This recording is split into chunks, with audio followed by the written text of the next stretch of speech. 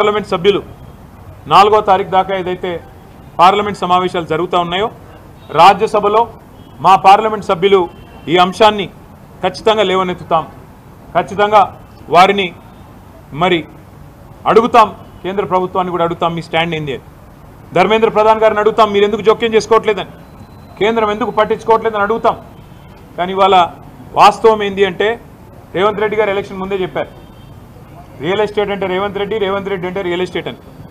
ఫస్ట్లో మనమే అప్పుడు జాగ్రత్త పడి ఉండాలి. ఎలక్షన్లు అయిపోయిన కొత్తలో ఎలక్షన్ కంటే ముందో ఆ రోజు వచ్చిండు, అక్కడ ఫుట్బాల్ ఆడిండు హెచ్సియూకి వచ్చిండు, ఫుట్బాల్ ఆడిండు, అప్పుడే కన్ను పడ్డది భూముల మీద. ఇప్పుడు పిల్లల్ని ఫుట్బాల్ ఆడుతూ ఉన్నాడు, లెక్క చేయట్లేదు. నా డబ్బుల కోసం, మా కమిషన్ల కోసం ఏదైనా సరే, పిల్లలు చచ్చినా సరే, ఏదేమైనా సరే, కానీ నేను వదిలిపెట్టను అన్నట్టుగా రేవంత్ రెడ్డి వ్యవహారం ఉన్నది. మరి నేను అడుగుతున్నా, మీకు బాధ్యత లేదా రాహుల్ గాంధీ గారు? మీ ముఖ్యమంత్రిని నియంత్రించాల్సిన బాధ్యత, ప్రజాస్వామికంగా ఉండాల్సిన బాధ్యత, ప్రజాపాలన అన్నప్పుడు అందులో కొద్దిగా ప్రజాస్వామిక స్ఫూర్తి ఉండాలనే ఇంగితం మీకు లేదా? ఇక్కడ నెమళ్ళ రోదన్లు, అక్కడ జింకలు పరిగెడుతున్న విధానం ఏం కనబడతలేదా మీకు? ధ్వంసం కాబోతున్న చెరువులు కనబడతలేవా? దెబ్బతినబోతున్న పర్యావరణం కనబడతలేదా? అక్కడ కొన్ని ఎగ్జాటిక్ స్పీషీస్ ఉన్నాయి, ఫ్లోరా ఫౌనా ఉంది అక్కడ పెద్ద ఎత్తున. ఇదంతా ధ్వంసమైపోతుంటే మీకు మీ నాయకత్వానికి ఇదేం వినబట్టలేదా అని మేము అడుగుతా ఉన్నాం. తప్పకుండా ఆ పిల్లలు ఏ రకంగా పోరాటం చేసినా వారికి అండగా నిలబడతాం. మన ముఖ్యమంత్రి గారు అన్నారు అసెంబ్లీలో, హెచ్సియూలో గుంట నక్కలు ఉన్నాయట. హెచ్సియూలో అందుకే మేము పోవడం లేదు, మేము అక్కడ అడిగేందుకు పెట్టలేదంటే ఇట్లా పనికిమాలిన మాటలు మాట్లాడతారు. ఆ పిల్లల ఉద్యమాన్ని, దాని పవిత్రతను దెబ్బతీసే ప్రయత్నం చేస్తాడు ఈ ముఖ్యమంత్రి. ఆయన చిల్లర వ్యాఖ్యలతో ఆ పిల్లలు కొట్లాడుతున్న దానికి అపవిత్రతను ఆపాదించి ఇదేదో రాజకీయ దురుద్దేశాలతో జరుగుతున్న పోరాటం అని చెప్పి ఆ పిల్లల ఉద్యమాన్ని కూడా మలినం చేసే మూర్ఖుడు ఈ ముఖ్యమంత్రి. అందుకే మేము కొద్దిగా దూరంగానే ఉన్నాం. మాకు కూడా ఫోన్లు వస్తూ ఉన్నాయి, అన్న మీరు రండి, మీరు ట్విట్టర్లో పెడితే కాదు, మీరు కూడా రండి అంటున్నారు. కానీ మేము అక్కడ పోగానే ముఖ్యమంత్రి ఏమంటాడు, బీఆర్ఎస్ వాళ్ళు చేయించిన ఇదంతా మాకు తెలుసు ముదే, ఇదంతా వీళ్ళే అని ఇష్టం వచ్చినట్టు పిచ్చివాగుడంతా వాగుతాడు. అందుకే మేము సరైన వేదికల్లో ఈ అంశాన్ని ఎత్తుతాం. అటు పార్లమెంట్లో లేవనెత్తుతాం, అవసరమైతే ఇటు కోర్టులో కూడా మేము కూడా పోతాం, కోర్టుకి కూడా. ఏ రకంగా ప్రభుత్వం ఇష్టం వచ్చినట్టు పోతుంది, ఎన్వైరన్మెంటల్ ఇంపాక్ట్ అసెస్మెంట్ లేకుండా ఎందుకు చేస్తున్నది ఈ కార్యక్రమాలు అని అడుగుతాం.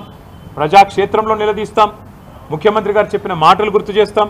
ఇదే ముఖ్యమంత్రి కదా ఎన్నికలకు ముందు పిసిసి అధ్యక్షుడు ఏం చెప్పాడు, ప్రభుత్వ ఆస్తులు అమ్ముకుంటే భవిష్యత్ తరాలకు ఎట్లా శ్మశానాలకు కూడా జాగాలు ఉండవని చెప్పి ప్రవచనాలు చెప్పింది రేవంత్ రెడ్డి కాదా?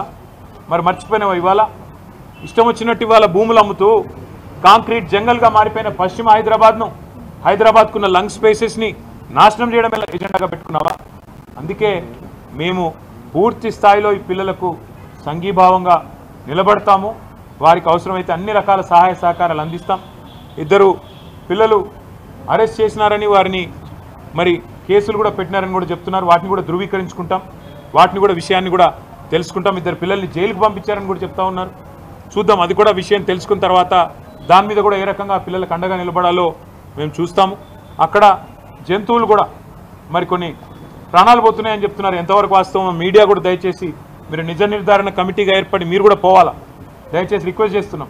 మీరు పోండి. ఇవాళ అక్కడ పిల్లల మీద ఆంక్షలు పెట్టినారు, గేట్ల కాడనే పోలీస్ క్యాంపులు పెట్టి భయపెడుతున్నారు వాళ్ళని. మీరు మీ హాస్టల్కి పోవడానికి వీల్లేదు, ఈస్ట్ బ్లాక్ పోవడానికి వీల్లేదు, ఎటు పడితే అటు క్యాంపస్లో తిరగడానికి వీల్లేదు అన్నట్టు యూనివర్సిటీలో కూడా ఎక్కడైతే నిజంగా చెప్పాలంటే వైస్ ఛాన్సలర్ గారి పర్మిషన్ ఉండాలి, పోలీస్ పర్మిషన్ కాదు, ప్రభుత్వ పర్మిషన్ కాదు. అది కేంద్రీయ విద్యాలయం.